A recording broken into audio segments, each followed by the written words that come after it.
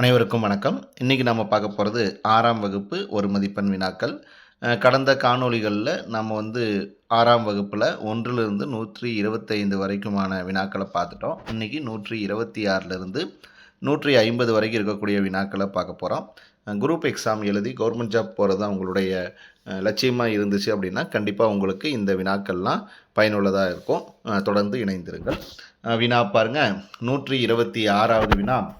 எந்த மாதத்தின் முதல் நாளில் திருவள்ளுவர் ஆண்டு தொடங்குகிறது? சித்திரை, ஆடி, தை, ஆவணி. இதற்கு சரியான பதில் தை. மூன்றாவது பதில் தை மாதத்தில் தான் பார்த்தோம் அப்படின்னா முதல் நாளில் திருவள்ளுவர் ஆண்டு தொடங்குகின்றது. அடுத்த வினா பாருங்க. 127.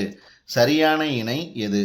மார்கழி இறுதி நாள் அறுவடை திருநாள், தை 3ஆம் நாள் இந்திர விழா, தை முதல் நாள் காணும் பொங்கல், தை 2ஆம் நாள் திருவள்ளுவர் ஆண்டு. இதற்கு சரியான பதில் 4வது பதில் தை 2ஆம் நாள் திருவள்ளுவர் தினம் அப்படிங்கிறது தான் சரியான பதில்.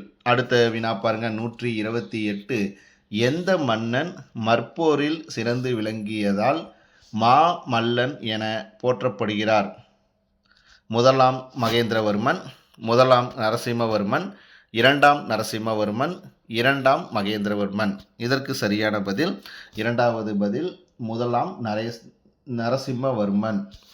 அடுத்து வினா எண் 129 பாருங்க. டாக்டர் ஏபிஜே அப்துல் கலாம் பிறந்த ஊர்? மதுரை, திருச்சி, ராமேஸ்வரம், சென்னை. இதற்கு சரியான பதில் 3வது பதில் ராமேஸ்வரம். அடுத்து வினா எண் 130 பாருங்க. சிற்பக்கலை எத்தனை வகைப்படும்? 2, 3, 4, 5. இதற்கு சரியான பதில் 3வது பதில் 4. சிற்பக்கலை எத்தனை வகைப்படும் அப்படின்னா 4 வகைப்படும். அடுத்த வினா பாருங்க. 131. நாவின் நுனி மேல்வாய் பல்லின் அடிப்பகுதியை தொடுவதால் பிறக்கும் எழுத்து? நகரம், நகரம், நகரம், டகரம்.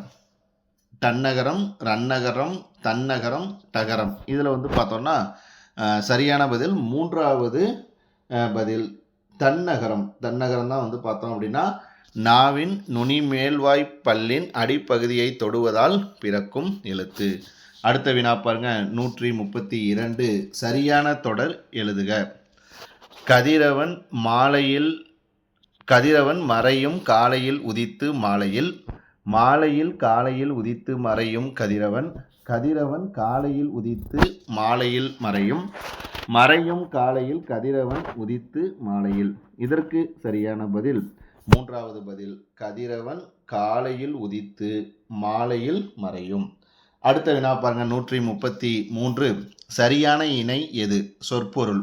வானம், வெடி, விலை, விரும்பு, கூரை, வீட்டின் மேற்கூரை, கோலம், வடிவம். இதற்கு சரியான பதில் 2வது பதில் விலை, விரும்பு. விளைதல், விரும்புதல், அதாவது சரியான இணை.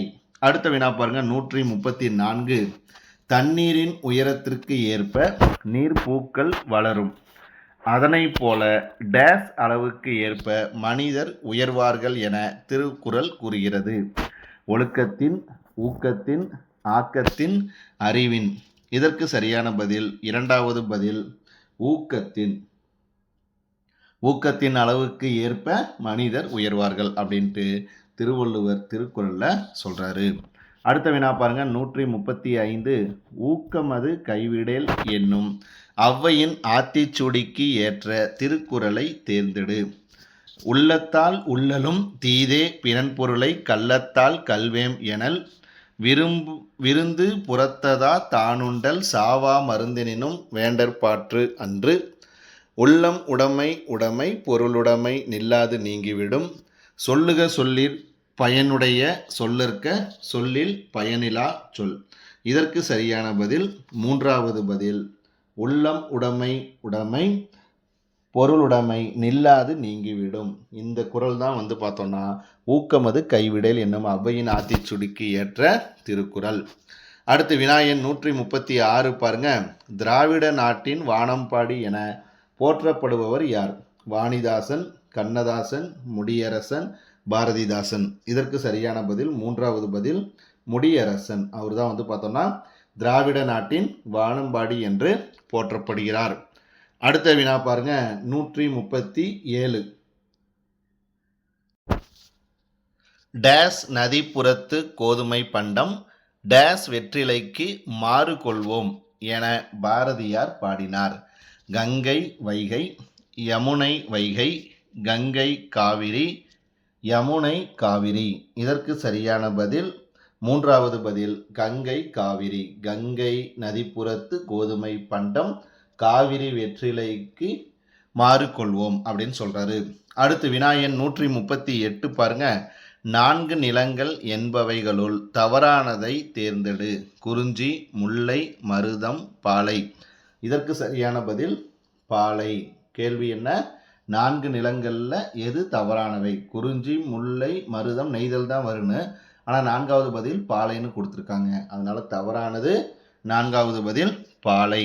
அடுத்து வினாயன் 139 பாருங்க. பொறுத்துக. வெண்மணல் காணும் கூத்து, விண்ணின் இடி ஊஞ்சல், பாயும் புயல் உடல் போர்வை, பனிமூட்டம் பஞ்சு மெத்தை. இதற்கு சரியான பதில் மூன்றாவது பதில் 4, 1, 2, 3.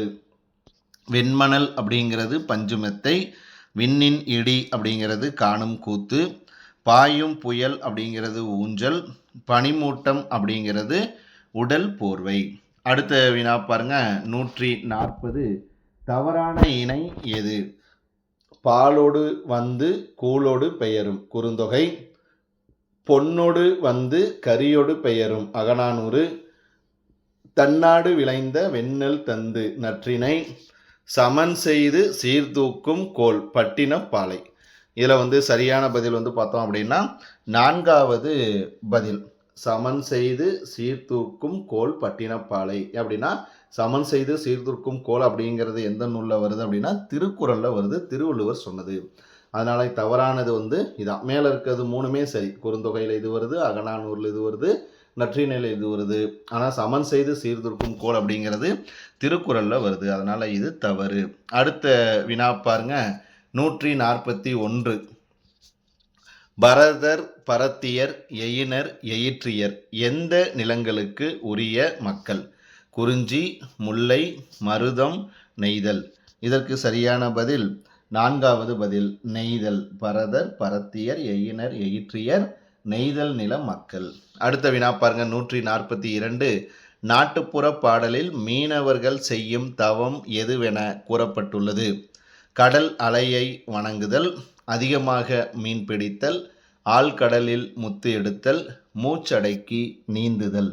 இதற்கு சரியான பதில் 4வது பதில் மூச்சடக்கி நீந்துதல் தான் நாட்டுப்புற பாடலில் மீனவர்கள் செய்யும் தவம் அப்படின்னு சொல்றாங்க. அடுத்து வினாயன் 143 பாருங்க.